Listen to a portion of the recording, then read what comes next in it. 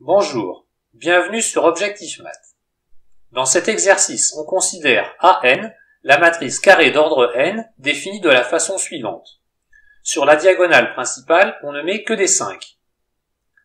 Sur les deux diagonales juste au-dessus et juste en dessous de la diagonale principale, on ne met que des 2. Et partout ailleurs, la matrice n'a que des 0.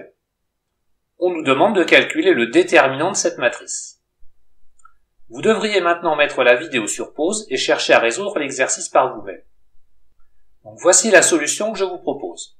On va commencer par regarder à quoi ressemble ce déterminant. Donc sur la diagonale principale, que des 5. Juste au-dessus et juste en dessous de la diagonale, que des 2. Et partout ailleurs, que des 0. Sur la première ligne, on peut déjà constater que tous les coefficients sont nuls sauf deux termes, les deux premiers égaux respectivement à 5 et à 2. On va donc développer le déterminant de AN en développant par rapport à la première ligne. On commence par s'occuper du premier coefficient, 5, qu'il ne faudra pas oublier, et on raye la ligne et la colonne correspondantes. Il nous reste un déterminant d'ordre n-1 qui a exactement la même structure que le déterminant de AN. Donc ce terme nous donne l'expression 5 fois le déterminant de A indice n-1. On passe au terme suivant. Donc avec le coefficient 2, il ne faut pas oublier que ce coefficient 2 devra être affecté du coefficient -1 puisque 2 est situé sur la première ligne et la deuxième colonne de la matrice. Une fois la ligne et la colonne rayées, il nous reste un déterminant d'ordre n-1 qu'il nous faut calculer. Si l'on regarde bien ce déterminant, la première colonne ne contient que des zéros à l'exception d'un coefficient égal à 2, donc situé en haut à gauche. Nous allons donc développer ce nouveau déterminant en suivant la première colonne. Donc nous prenons le coefficient 2, donc qui va se multiplier au coefficient précédent -2, donc un total de -4, qu'il va falloir multiplier par le déterminant obtenu en supprimant la ligne et la colonne. Mais il nous reste alors une matrice d'ordre n-2 qui a exactement la même structure que AN.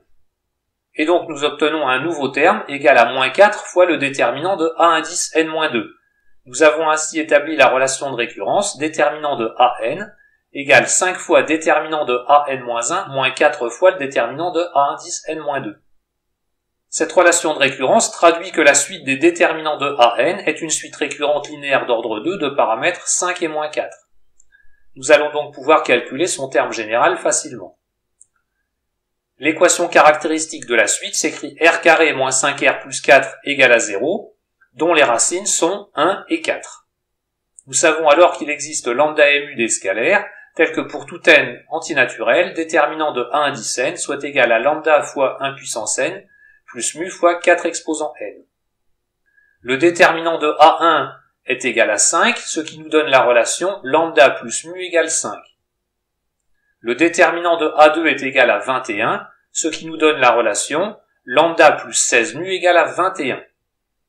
Ceci nous donne un petit système d'inconnus lambda et mu immédiat à résoudre, et on obtient lambda égale -1 tiers et mu égale 4 tiers. Et donc on peut conclure que pour tout n, déterminant de A indice n égale 4 exposant n plus 1 moins 1 divisé par 3. Pour les petits pinailleurs qui voudraient considérer le cas n égale à 0, donc la matrice AN dans ce cas serait vide. Et la formule nous donne que le déterminant de A0 serait égal à 1. C'est un cas un peu pathologique.